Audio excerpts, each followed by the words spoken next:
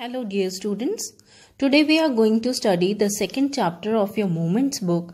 The name of the chapter is Adventure of Toto and it's written by Ruskin Bond. I'm sure you know well about him now. Students, the story narrates the adventure that followed after the narrator's grandfather, who was an animal lover, brought Toto, who was a monkey. The story begins with grandfather's buying Toto from a Tonga driver for 5 rupees. Toto was a pretty little monkey and looked so out of place that grandfather decided to add him to his private zoo. However, if we talk about grandmother, she don't like him bringing home as many pets as he liked. So finally, grandfather brought Toto home and decided to keep him as a secret from grandmother. Toto was extremely mischievous. The narrator at one place talking about Toto says, if there is a part of brain specially devoted in mischief, that part was largely developed in Toto.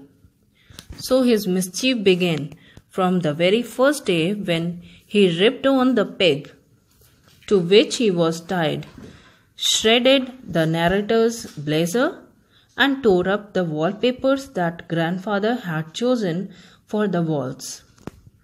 Toto was then transferred to the servants' quarter where he lived with other pets. Toto kept all of them awake at night.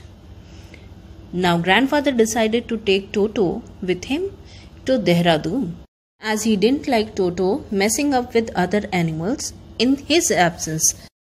But his journey was not as like he expected, and that was because of Toto.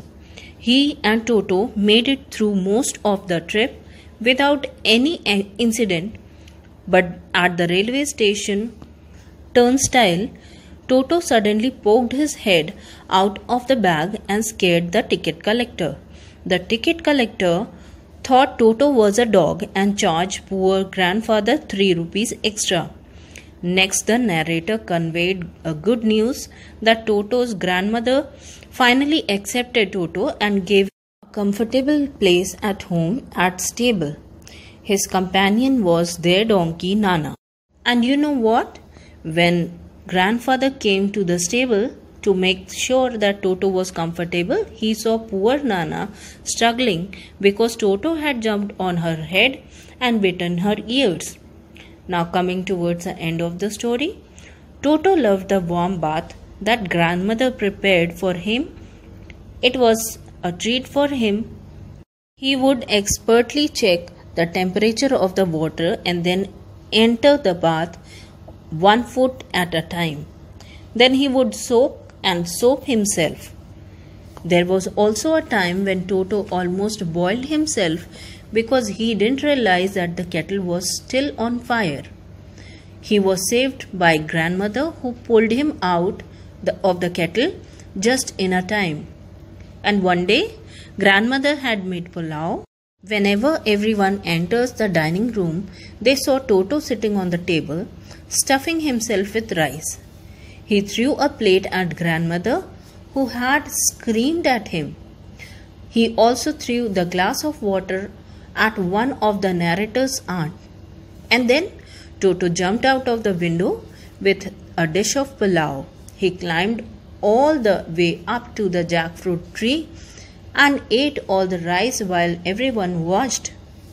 Finally, to take revenge on grandmother, who screamed at him, he threw the dish down the tree and laughed when it broke into pieces. This incident made everyone, especially grandmother, realize that they could not keep Toto for long. He was becoming very expensive for them because he kept destroying things. They could not keep replacing them all the time.